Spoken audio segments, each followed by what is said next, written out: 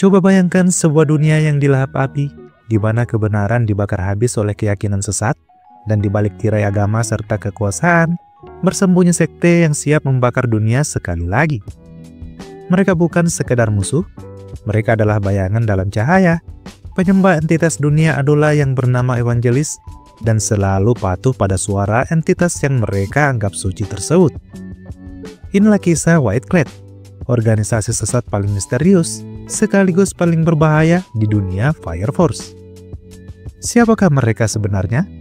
Bagaimana mereka menguasai agama dan sejarah umat manusia?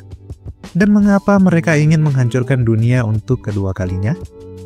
Nah, kali ini kita akan mengupas tuntas rahasia terdalam para pemuja evangelis ini. Kalau begitu, tanpa perlu berlama-lama lagi, mari kita masuk ke pembahasan.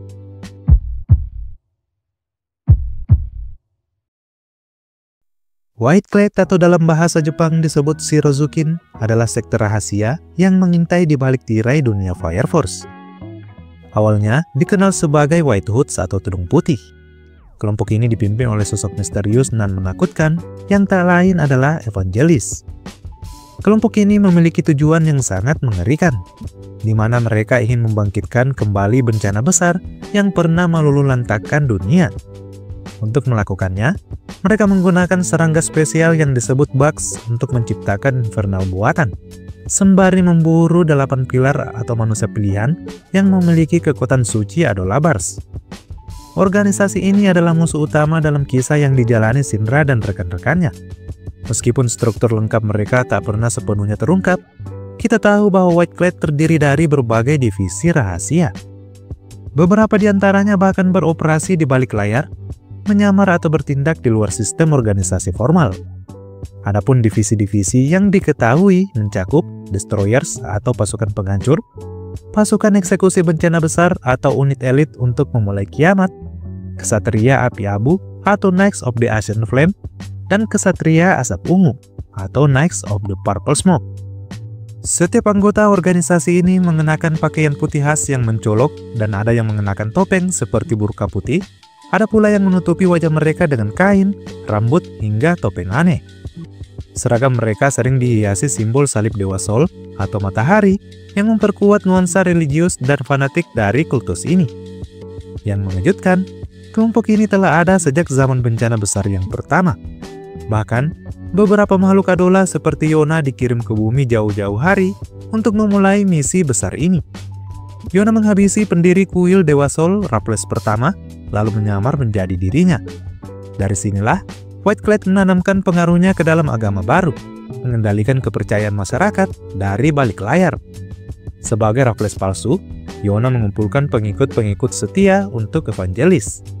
Dan selama puluhan tahun, White Clad merekrut pyrokinetic kuat dan membentuk jaringan rahasia yang tersebar di mana-mana.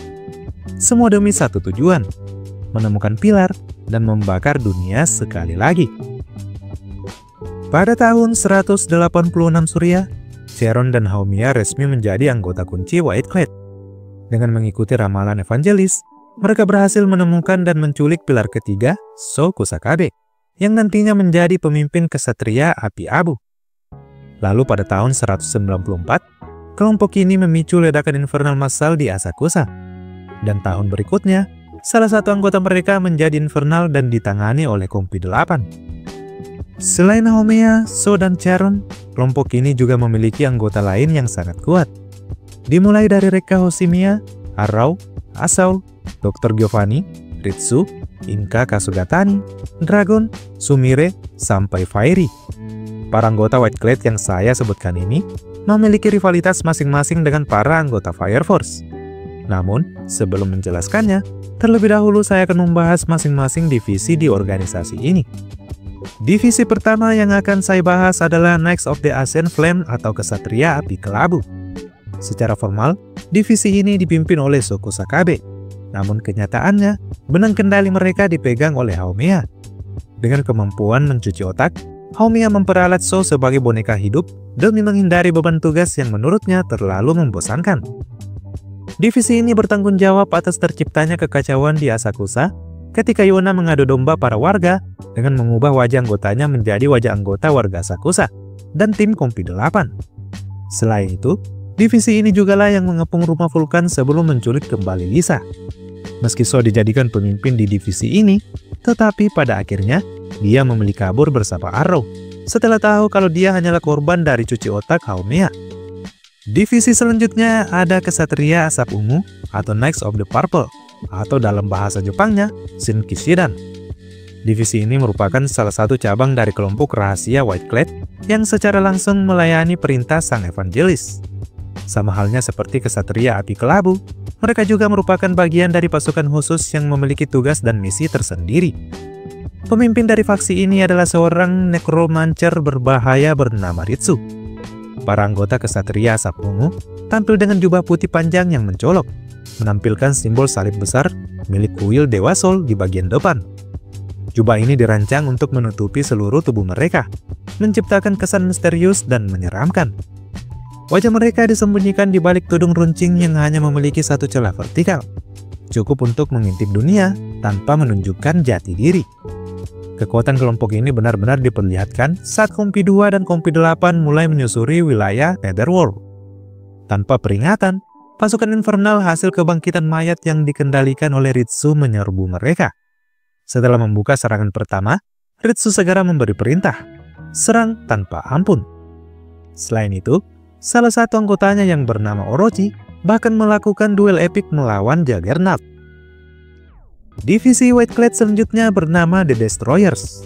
Bisa dibilang, divisi ini sangat rahasia, dan tentunya ditakuti bahkan oleh para pengguna api terkuat. Tugas utama divisi ini sangat jelas, yakni memburu dan membunuh pyrokinetik atau siapapun yang berani menentang misi evangelis. Ciri khas para Destroyer adalah kerudung putih bergaya White-Clad, tapi dengan simbol salib kuil Dewa Sol yang berbentuk bidikan target di bagian depan, yang seakan menunjukkan bahwa mereka adalah para eksekutor tanpa ampun. Divisi ini dibentuk semata-mata untuk menjadi unit pembunuh elit yang menyingkirkan setiap ancaman terhadap evangelis. Salah satu tokoh terkenal yang pernah menjadi anggota mereka adalah Asaul, sebelum akhirnya dipindahkan ke divisi Kesatria Api Kelabu karena alasan yang tidak pernah dijelaskan. Salah satu aksi paling brutal dari divisi ini pernah dilakukan anggotanya yang bernama Gol, yang menggunakan kekuatan ignitionnya untuk membunuh Soichiro Hagu langsung di kantornya. Mereka menganggap pengalaman Hagu dengan dunia Adola serta tanda stigma yang ia miliki sebagai gangguan besar bagi rencana besar White-Clad. Tak hanya itu, Yona pun mengirim seorang assassin untuk menghabisi Konro. Meski usaha itu gagal, setelah Konro berhasil membalikkan keadaan dan menyingkirkan tubuh sang pembunuh. Tak berhenti sampai di situ, Gol juga merancang skenario jahat dengan menanamkan bug pada Kapten Akitaro Obi, tepat saat rekannya bersiap menghadapi reaksi dari Kompi 8 atas penangkapan tersebut. Saat Kompi 8 menyerbu penjara Fuku untuk menyelamatkan kapten mereka, Gol adalah yang pertama menghadangnya. Pertarungan berlangsung sengit, namun pada akhirnya ia berhasil dikalahkan. Tak lama kemudian, Stream, rekan Gol, maju ke medan pertempuran dan menghadapi Kompi 8. Tetapi, ia pun tak mampu menang dan tumbang seperti rekannya. Dan saat situasi semakin genting, muncullah Dragon, Destroyer terakhir yang tersisa dan juga yang paling mematikan. Ia menunjukkan kekuatan luar biasa yang hampir saja menghancurkan seluruh pasukan Kompi 8. Namun, sebelum bencana itu benar-benar terjadi, muncul Benimaru Shimbun dengan topeng yang misterius yang menyelamatkan mereka tepat di waktu yang krusial. Dan di antara divisi-divisi kelam yang bernaung di bawah White-Clad, ada satu unit yang berperan sebagai pelaksana akhir dari kehancuran dunia. Mereka dikenal sebagai pasukan eksekusi bencana besar atau Great Catalysm Execution Specialist Force. Fiery merupakan petinggi divisi ini, dengan kemampuan ignition yang bisa memanfaatkan gravitasi melalui Adola Bars-nya. Misi utama mereka bukan sekedar menghancurkan, tetapi menjaga agar rencana untuk mengubah dunia menjadi bintang berjalan tanpa hambatan. Setiap potensi gangguan, sekecil apapun, harus dieliminasi.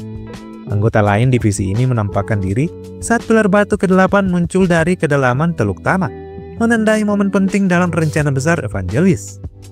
Mereka hadir untuk mengawasi pertarungan antara Shinra dan Doppelganger dari Raffles Smith, sosok palsu yang diciptakan dari ketidaksadaran kolektif umat manusia.